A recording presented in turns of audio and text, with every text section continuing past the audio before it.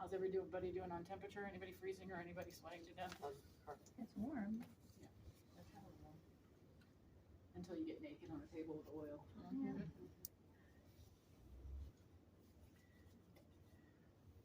We try, but we can't please all the people all the time. Temperatures.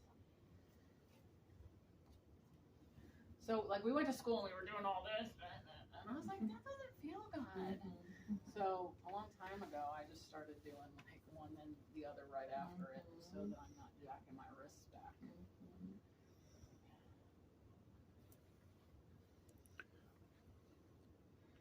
So, I do other things on the neck, but I'm showing you some scaling work without my thumb. So I'm going to come in here from the side. Notice I'm at about a right angle with my elbow. I'm going to lean forward. And then as my pinky starts to run into her clavicle, I'm going to rotate my tool by moving to the opposite side. And yes, I'm opening up my elbow a little, but I'm not doing this. Not doing this with my wrist, okay? So I'm here, I'm leaning forward, I'm not letting my elbow cave. I'm not letting my shoulder cave. Otherwise my hand wouldn't go anywhere. If I let everything cave and I lean forward, it looks like this, right? Okay. So this is basically stacked, but I'm not completely stacked. And because I'm twisted a little left, if I lean forward and hold my joints, you see how I'm going deeper into her tissue? All right, so number 5. Now? Okay, see how much I moved? Not? Right? Okay. How's that? Okay. So now we're at a 6, 7, maybe 7, 8.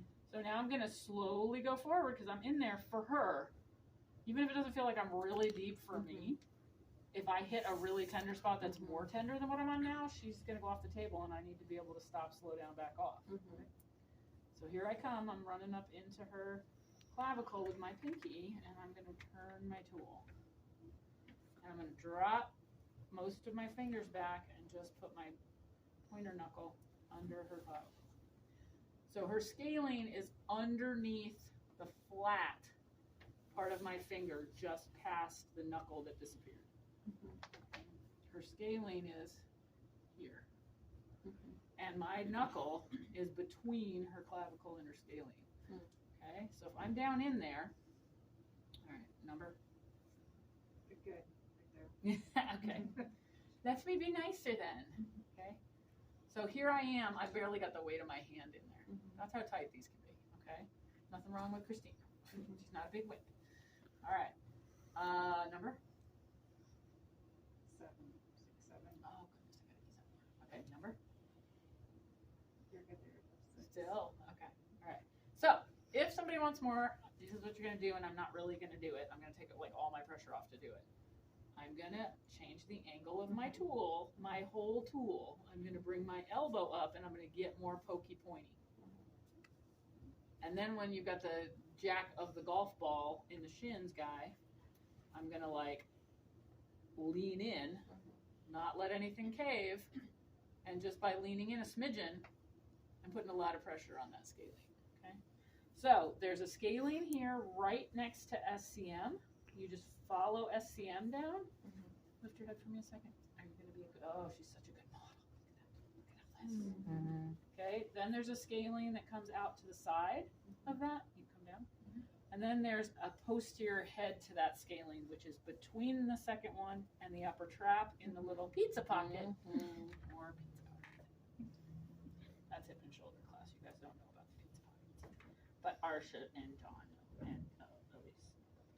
Okay, so I'm gonna do one stroke, follow down next to SCM and be between clavicle and scalene, which is actually a little bit to the right there. I felt it. Then I'm gonna do a second pass, same at the top, but then I'm gonna splay out a little to the side for the second one. And I'm gonna ease up and then drop back into the pizza pocket. And basically I'm doing a straight compression on the posterior head of that second scalene. Okay. And I might do that 2 or 3 times. Okay. They're gonna tell you after 2 or 3 times, like that's enough if you're really getting in there with the pressure, right? But this second scalene is really the one that is troublesome, and the posterior head is always pretty sensitive. I won't say it always isn't always, you know what I mean. There's always exceptions, but how's that feeling in there? Tender? Yeah. Yeah. 9 out of 10 will likely say yeah. All right. What's next? Who's got? Levator erectors. That's what I thought. Okay, so again, I'm going to come in here from the side, flats of my knuckles, because like to be up here doesn't make sense, and it's more slippery. And what I'm going to do is I'm basically going to bump over top of levator. So I'm going to lean in with some pressure to her heaviness. And I'm going to lean forward, and what that's doing is it's driving my hand downward towards the table.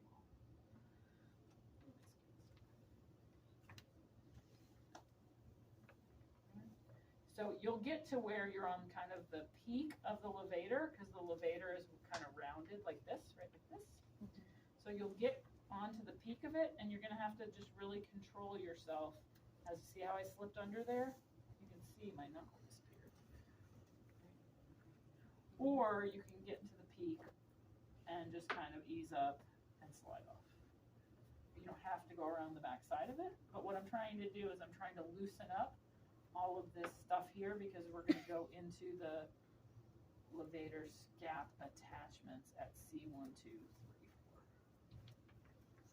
Okay. So I'm just doing cross fiber on levator, and I'm hitting, if I'm going around the back side and really using my control and it's kind of slipping back there, you're getting into some erectors. Right? So also here with levator, right, you can just do what you were doing on scalenes, because it's tight, right? So you're not all up in your thumbs. I can do longer strokes if I want. But usually this is where I'm doing a lot of good levator work. All right, supported thumb, C1, 2, 3, is that next?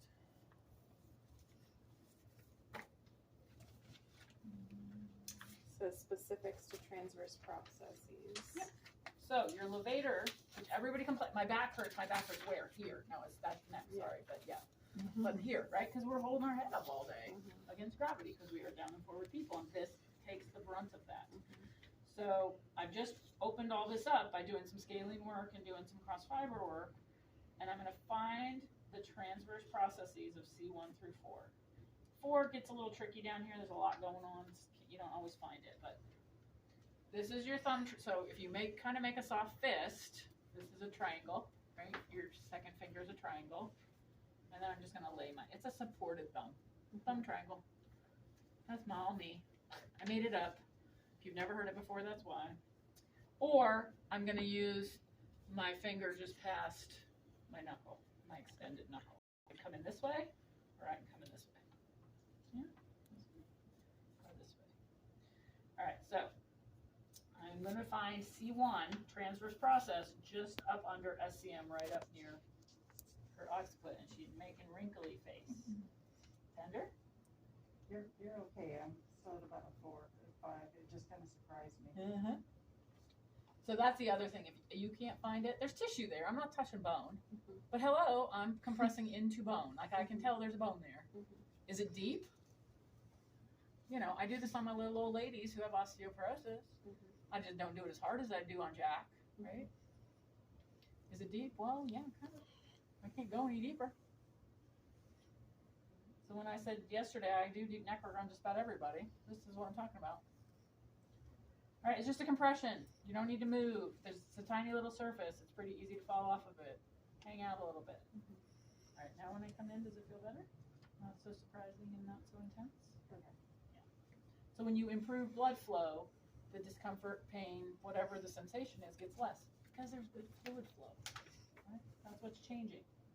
All right, so I'm going to move down. I'm easing up, moving down a little, finding the next bone. Now you're not going to follow SCM. It goes medial, right? Transverse processes, Frankenstein, right? Frankenstein bolts down the side of the neck. So we're just going to follow that neck. So there's one there. No. Here, notice that I'm still got good alignment through my knuckle. I'm not like extended or flexed in that knuckle. And I've got a pretty good alignment through my wrist. So really any kind of pressure through that finger is going up to my elbow right now. I'm not stopping everything at my wrist or at this knuckle.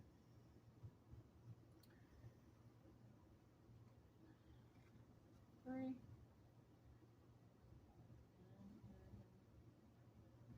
Sometimes you gotta wander around a little till you find it. I kind of had to fake it till you make it with this for a while.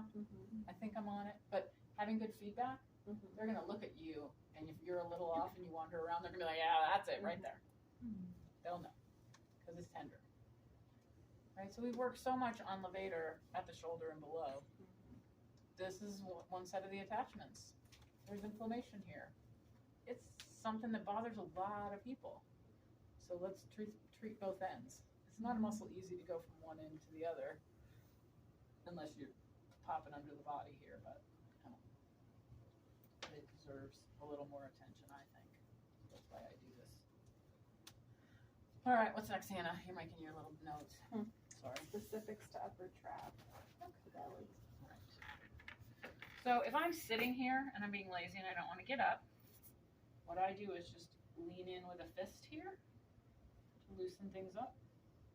And I'm doing upper trap belly. I'm not doing this and coming here and trying to do 6 things, right? I'm just trying to get into that giant knot that sits in the top of everybody's shoulder and warm up before I do other things with it, right?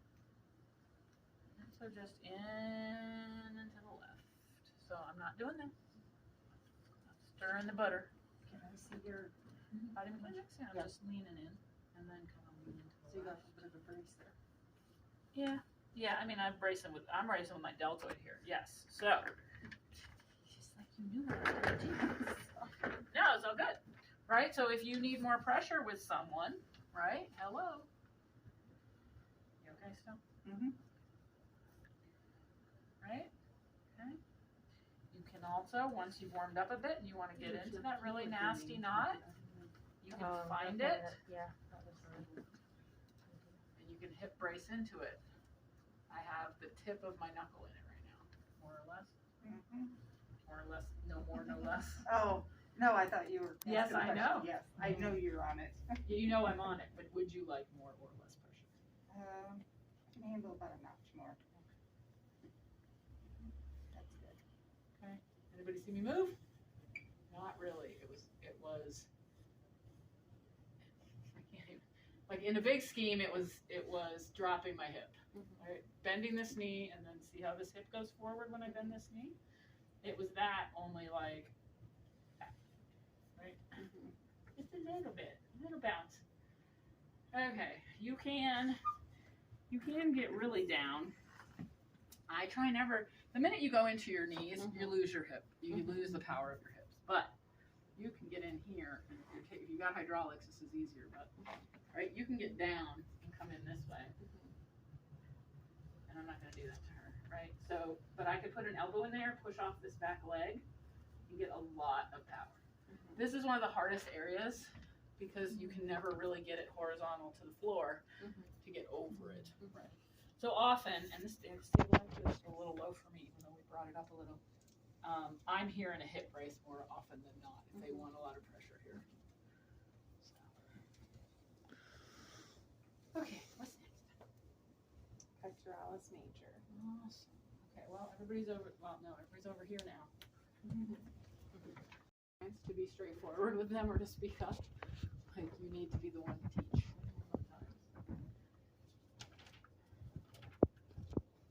All right, Hannah, you're off duty now. So, pec major.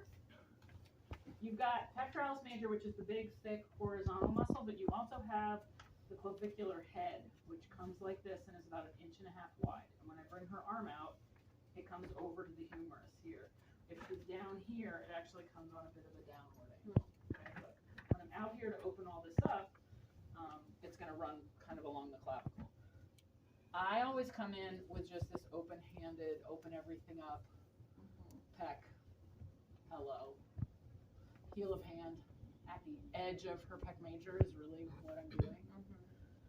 Okay, so this is the point at which when usually ports are over there, usually pacemakers are over there, but they are now putting pacers in on the right side. So heads up, there could be a box here. If there's a box here and I can get beside it, I might do this, but I'm not going to be able to do the work I'm about to show you. Usually are so uncomfortable with even going around it. Usually. Yeah, my people, they trust me, so if I'm doing something, I mean, I'm not laying in there with all my weight, but I'm just like doing a little bit of hello to loosen things up, right? What else? Oh, right. So this is also the point that if a woman has had a port or a man has had a port for chemo and it's come out and they haven't really told you that, like, you know, they have a history of cancer, but it's done and blah, blah, blah. And you come in here and you go like this and they're like, oh, had a port, it's still sensitive. And you know, and unfortunately you didn't know before that. Right? You don't always see a scar. All right. So I open up and usually I get the arm at a bit of an upward angle here. Is that feeling a little uncomfortable as we come up, or are you good? I'm okay. I feel I'm kind of on the edge here. It's still a little bit there. Okay, let's bring it back. All right. So I do some up and over here. Just for like general tech work. So this one's I'm going to come straight across for the sternocostal head of the pec major, and I'm not afraid of breast tissue. So I will often just kind of scoot my way down a bit to get down to 4th and 5th rib area. And then I'll do my up and over here to run the clavicular head all the way from the sternum to the humeral head. However, when I say all the way, I mean, look at what I'm moving. I'm moving not a really big fist width, like 1.5 to 2 inches before I come up, because my knuckles are about to hit the bone here. It's not a long stroke. Then I'm going to turn her head away from me, which basically if you just touch them and do this, they'll do it for you. And I'm going to cross fiber the clavicular head as it comes down to the arm. So here I'm on a bit of an angle. I don't want the bone of my forearm or my elbow to hit her clavicle, so I'm on a bit of a downward angle here, but I start pretty much on my wrist. Right, this is a nice stroke. This is kind of like cross fibering right above the elbow, right above the knee. And then when my elbow comes past her clavicle, I can flatten out a little and just lean in. What you got? You okay? Yeah, I'm at about a 4. Okay. Now? 5.5. That's good there. Okay. So right now, I'm stabilizing my shoulder so it doesn't hit my ear. And I'm in both my feet, holding myself up. Because I'm twisted, there's one QL working a little harder than the other. Left one. Right, but I mean, I could hang out here for an awfully long time if I needed 1 or 2. Now, if somebody wants a lot more pressure and you're really dropping a lot of weight and stabilizing that shoulder's not happy, then you go pokey. Right? Pokey is where the power is. That's a new one. I'm gonna have to use that again. All right, so fist and just kind of lean in just above humeral heads, a nice kind of pull off the way we did with the knuckles on the trochanter. You just take your fist here and just, how's that feel?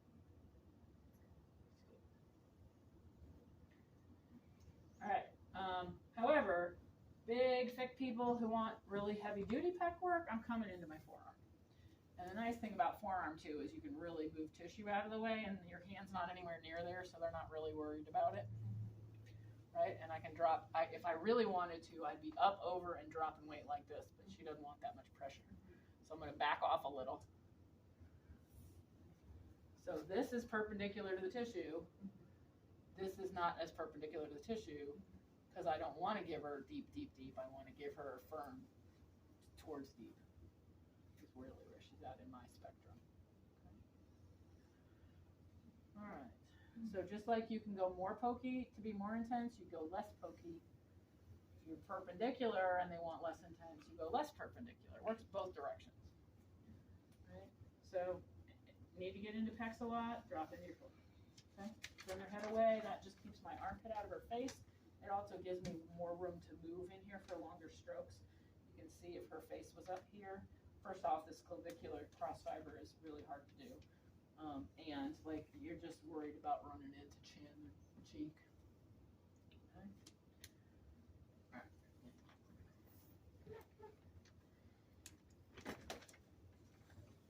All right. So anterior deltoid looks a lot like posterior deltoid, right?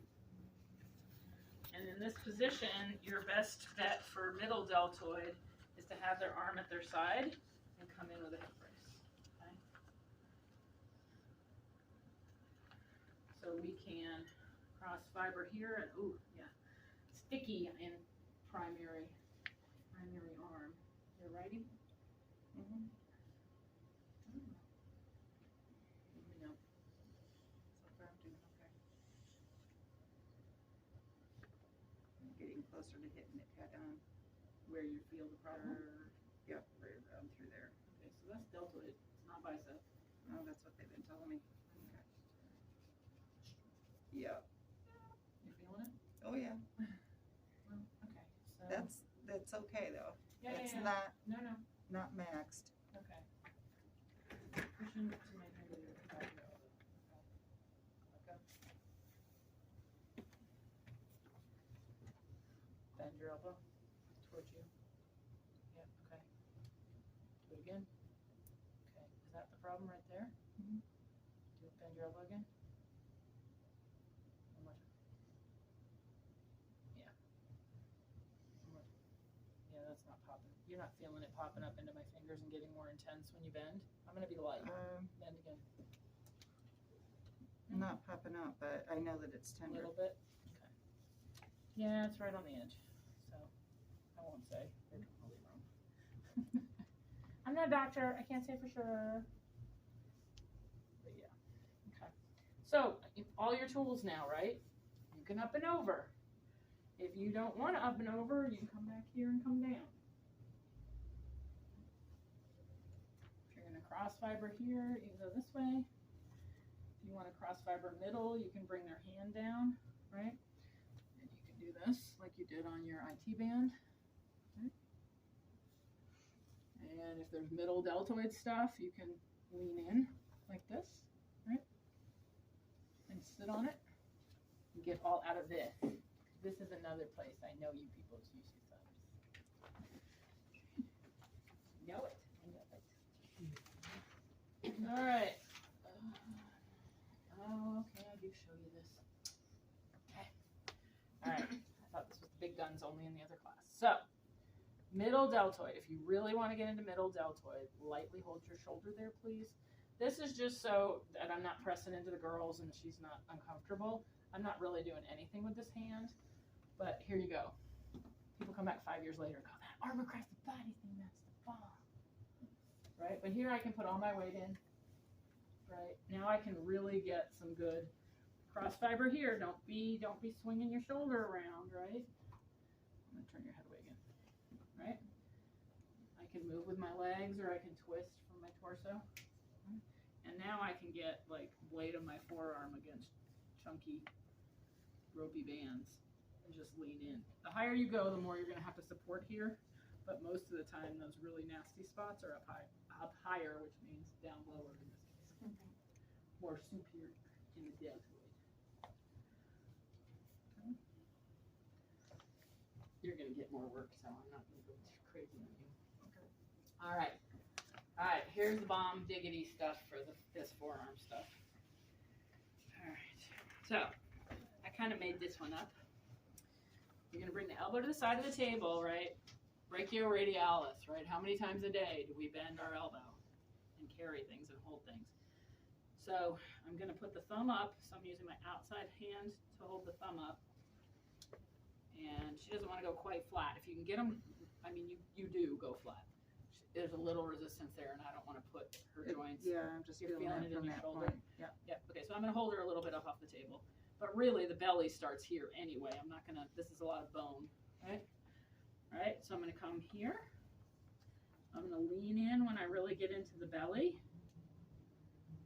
I'm gonna hop over the elbow joint, and I'm gonna cross fiber the attachment. And next time I'm gonna go a little lighter. Right, okay.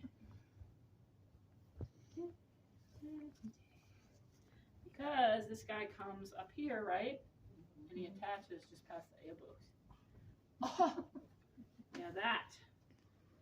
Right, that's some good stuff. Right? But the elbow's got to be out here, because if she's really skinny and she's in here, and I try to cross fiber, I'm gonna run into the table. That's why the elbow goes here, so that I can really do this all the way through the stroke. Right, no table in the way. All right, that's the brachioradialis part of that.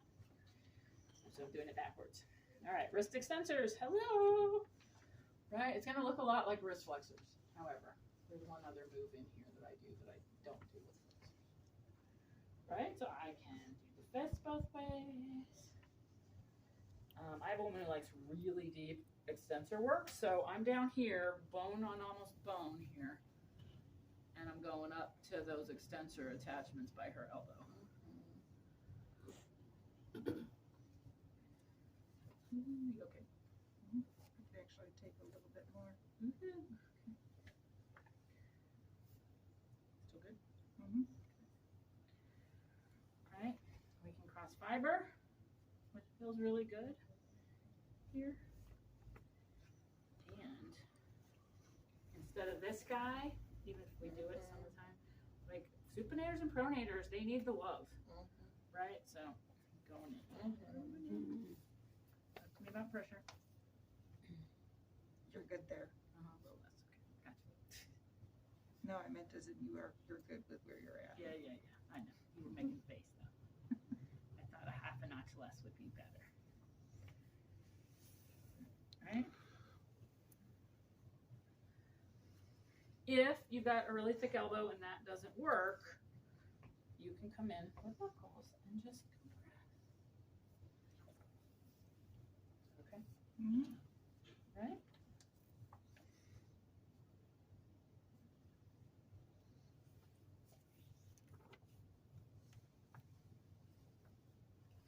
Always an alternative to thumbs.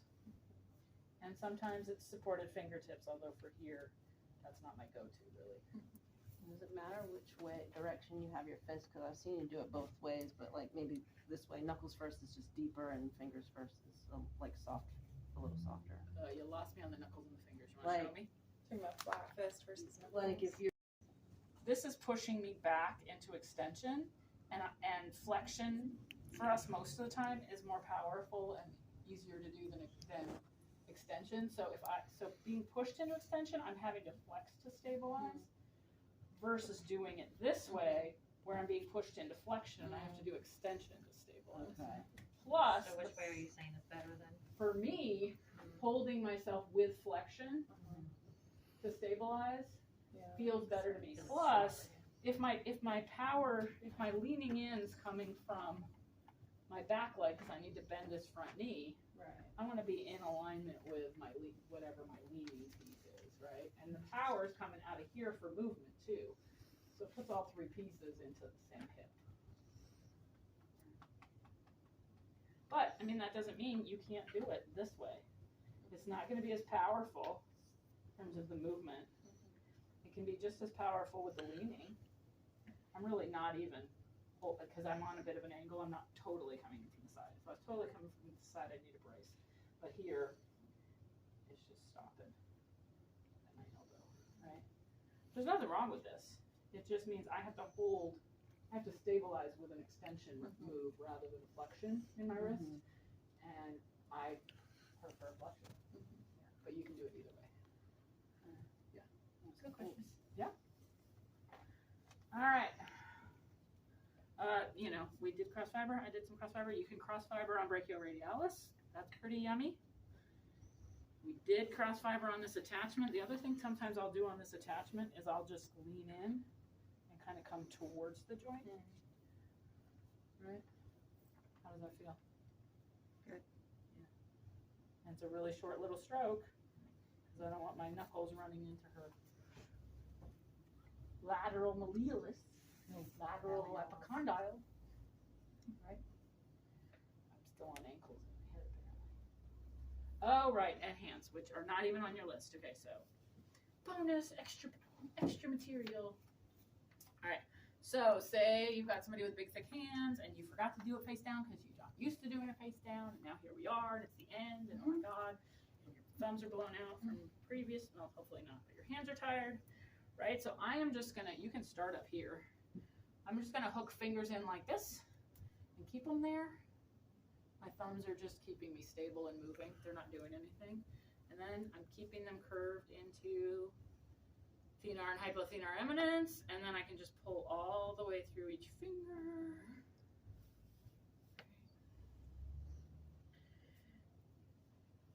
And then I can do some little range of motion with the heel of my hand at the finger joints.